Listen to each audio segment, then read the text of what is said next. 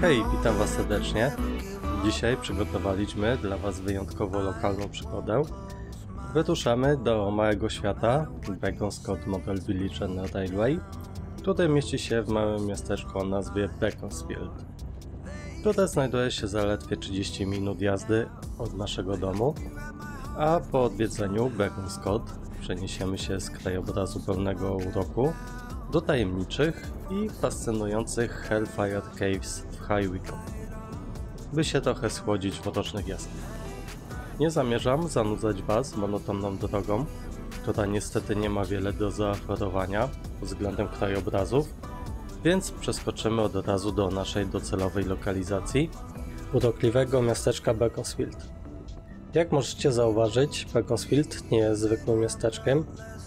To urocze miejsce pełne elegancji i klasy, gdzie domy stanowią prawdziwe dzieła architektury, a ceny nieruchomości tutaj mogą osiągać astronomiczne kwoty, sprawiając, że Beaconsfield jest jednym z najdroższych miejsc do życia w Wielkiej Brytanii, a średnia cena sprzedanego domu przekracza 1,5 miliona funtów.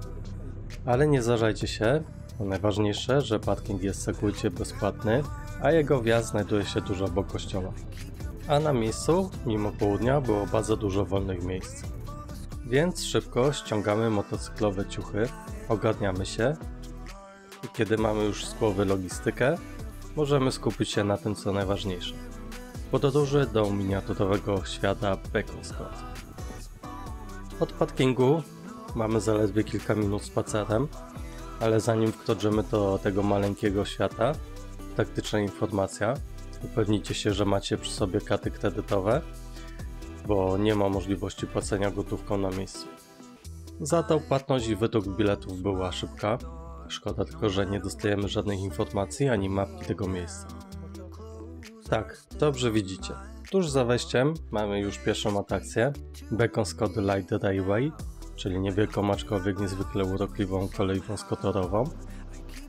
Przejazd mikrociuchcią w Beaconsfield Light Railway kosztuje jedynie funt 60 od osoby, ale prawdziwa magia tego miejsca zaczyna się kilka kroków dalej, przechodząc przez łuk wykonany z gęstego, starannie uformowanego krzewu, przypominającego portal. Wkraczamy w zupełnie inny świat. Świat miniaturowych wiosek i życia w skali 1:12. Nagle zaczynamy się czuć jak Gulliver w świecie Liliputów i nagle stajemy się gigantami.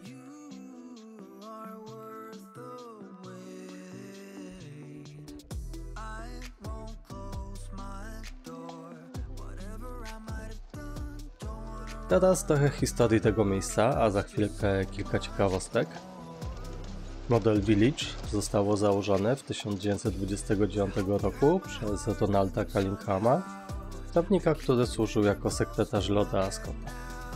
Wszystko zaczęło się od małego modelu kolejowego, który Callingham stworzył na swoim trawniku w Beaconsfield. Model ten szybko się rozrósł i ewoluował, przekształcając się w pełne miasteczko w skali 1:12.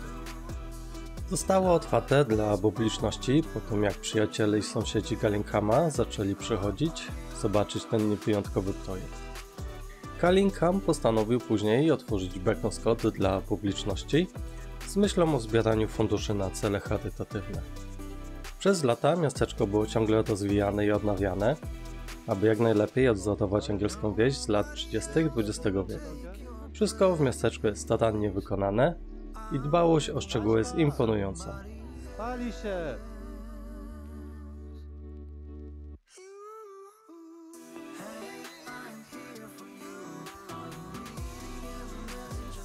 Choć Ronald Callingham zmarł w 1961 roku, jego wizja żyje do dziś w Beaconsfield. Do tej pory miasteczko przekazało ponad 5 miliona funtów na cele charytatywne, a co roku przyciąga tłumy turystów. A oto 5 najciekawszych ciekawostek, jak udało mi się dla Was znaleźć. 1. Beaconsfield Model Village and Railway jest najstarszym modelowym miasteczkiem na świecie. 2. Na terenie Beaconsfield znajduje się ponad 200 budynków, 3000 drzew i ponad 1000 mieszkańców. Wszystko w skali 1:12. 3. W historii Becon Scott odwiedziło je wiele znanych osobistości, w tym królowa Elżbieta II, która była tam jako dziecko, a później przyprowadziła tam swoje dzieci i wnuki. 4. Na terenie wioski znajduje się 7-kilometrowa sieć kolejowa, na której kursują miniaturowe pociągi. Kolejka ta jest jednym z najważniejszych elementów Becon Scott. 5. Miasteczko Becon Scott zajmuje obszar około 0,6 hektara. Notowało mnie pytanie, dlaczego skala 1 do 12. Okazuje się, że jest to tradycyjna skala używana w modelarstwie, zwłaszcza w budowaniu domków dla lalek i innych miniaturowych scen. Jest popularna ze względu na to, że jest łatwa do zrozumienia i stosowania. Ta skala pozwala na uwzględnienie wielu detali, takich jak drzwi, okna, meble czy nawet miniaturowe książki w bibliotekach, jednocześnie sprawiając, że całość jest dostatecznie duża, aby cieszyć oko. W skali 1 do 12 średnia dorosła postać ma około 15 cm wysokości, a typowy dwupiętrowy dom ma wysokość około 60 cm. To sprawia, że zwiedzanie miasteczka Becon Scott jest niezwykle interesujące, zwłaszcza, że cały czas znajdowaliśmy to nowe szczegóły, co powodowało nieschodzący uśmiech z twarzy. Na miejscu są bezpłatne toalety, kawiarnia oraz lodziarnia. Na koniec można popływać zdalnie sterowanymi łodziami, a przy wyjściu znajduje się sklepik z upominkami.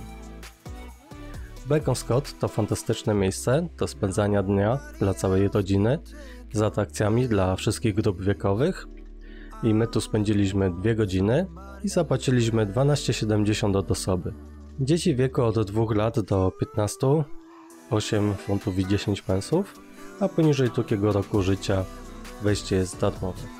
Są również dostępne bilety zniżkowe dla rodzin, opiekunów, osób niepełnosprawnych i wszystkie rodzaje biletów i ich ceny właśnie widzicie na ekranie.